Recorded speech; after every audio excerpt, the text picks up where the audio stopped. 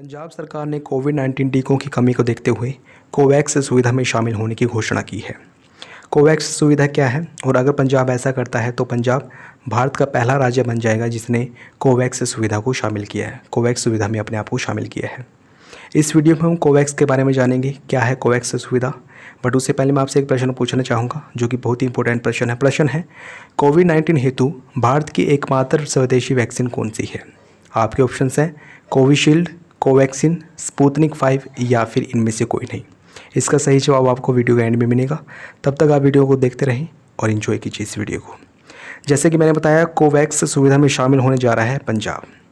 पंजाब शामिल हो सकता है या नहीं, इसको लेकर भी एक डाउट है। क्यों है डाउट? देखिए, आप सभी जानते हैं हमारे देश की 7वीं सूची है, जो हमारे देश के संविधान की 7वीं सूची में 3 सूचियाँ हैं। संघ सूची में उन विषयों को रखा गया है जिन पर कानून बनाने का अधिकार संघ का है, अर्थात केंद्र का है, केंद्र सरकार का है।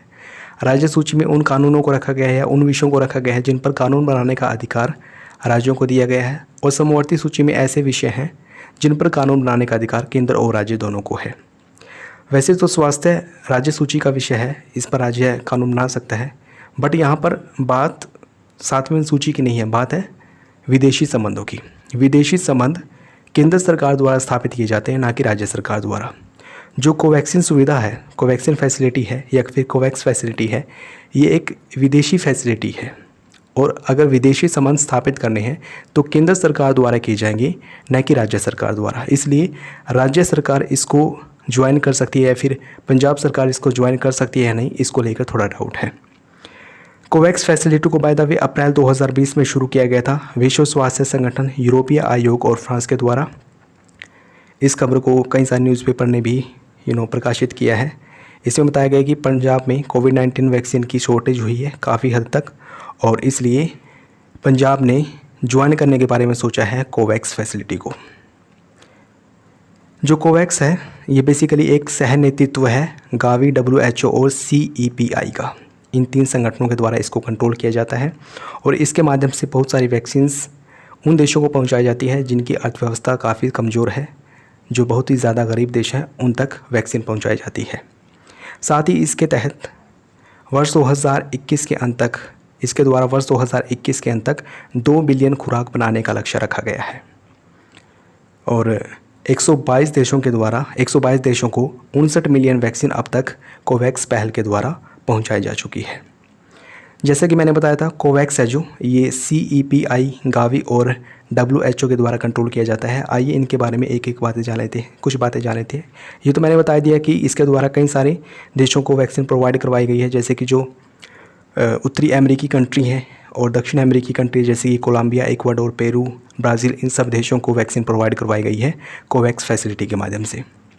WHO के द्वारा ये कंट्रोल किया जाता है। WHO के संदर्भ में आपको 2 बातें ज़रूर याद रखनी है। इसका हेडक्वार्टर है जिनेवा, स्विट्ज़रलैंड में और इसकी स्थापना की गई थी 7 अप्रैल 1948 को, इसलिए 7 अप्रैल को विश्व स्वास्थ्य दिवस के रूप में भी मनाया जाता है।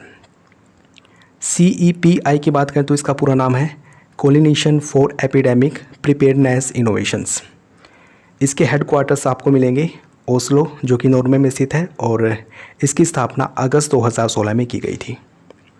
गावी की बात करें तो गावी एक वैक्सीन अलायंस है, एक बहुत ही इम्पोर्टेंट संस्था है ये भी, और इसकी स्थापना की गई थी जनवरी 2000 में।